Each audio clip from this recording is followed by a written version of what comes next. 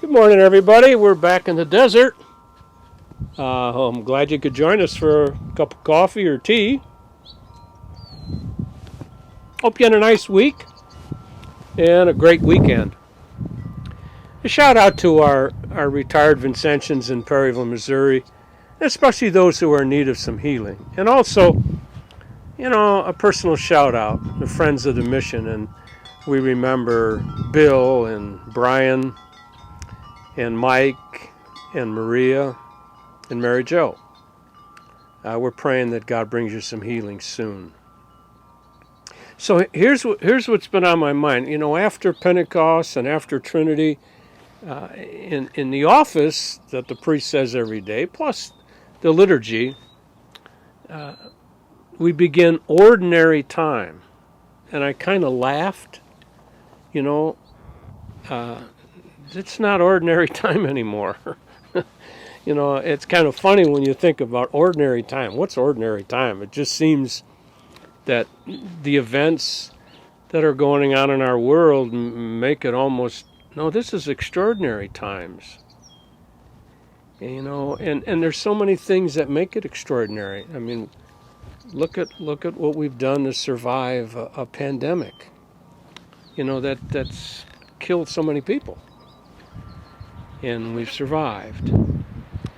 And then you pick up the news today. There's so many mass shootings that's been so painful for so many people. So my reflection is, how do you deal with the extraordinary times? And some of them may be very good, but how do you deal with them? And my suggestion and reflection is, to deal with extraordinary times, you probably can do ordinary things. Simply different praying, different kinds of prayer. Just something different to deal with the extraordinary things that are going on. Praying is one thing. How about the simple thing of just doing something nice that you haven't done yet? I've heard that in order to deal with pain and suffering in life, you need a distraction. Well, the distraction can be just doing something nice for somebody. And so that you contribute to the good things that go on in life. And I think we're always searching. Can always be searching. I was reading about Larry. Larry lives in a neighborhood that was victimized by a lot of burglaries. And so he went down to the jail because they caught the guy who was doing the robberies. And he went down to the jail and he went into the sergeant. He said, "I want to talk to that guy."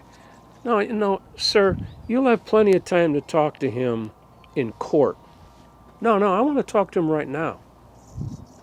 I got to find out how he got into our house without my wife waking up and finding him, because I've been trying to do that for a long time. Sometimes our searching, for answers or for help can come from just talking to God. I mean, he often has some answers to the extraordinary things that happen in our life. So that's what I recommend, that we think about the ordinary things we can do to handle the extraordinary things.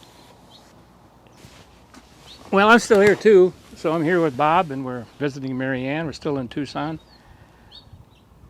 It's a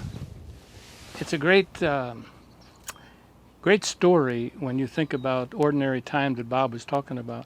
You know what I think? I think we have ordinary time because God creates extraordinary people, and every one of us is a unique person, and we do extraordinary things. We make ordinary time extraordinary because we are created extraordinary people, unique people.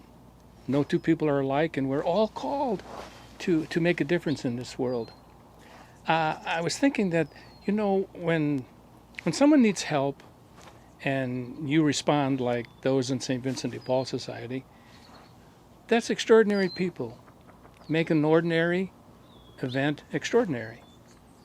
When we're, or when people have to deal with great suffering and tragedy, they pray and they do, which is an extraordinary event, making something extraordinary. And we are the extraordinary people in ordinary time. It's like grandparents babysitting. They love to do that, but it's a simple thing. But when extraordinary people do it, extraordinary things happen. So I love this, and I can't figure it out. It's like the Trinity. I can't figure that out. It's a mystery. There's a lot of mysteries in life. I still can't figure out the mystery of why I can't get more birdies on a golf course. It's a mystery. It's a mystery. So I call upon my extraordinary talent, which doesn't seem to always play a part, to do something ordinary, which is to play golf, and yet the extraordinary thing is to get a birdie. All I say to you is I thank God that no two people are alike, which makes every one of us an extraordinary person, called to do extraordinary things in what we call ordinary time. For many people, suffering and pain is not something pleasant, but they endure it because they are extraordinary.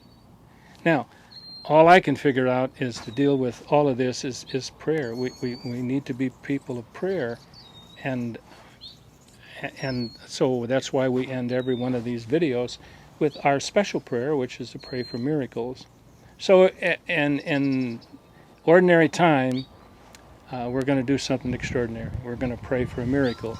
And so please join me as we say our miracle prayer. Divine Savior, transform me into yourself. May my hands be your hands. May my tongue be your tongue.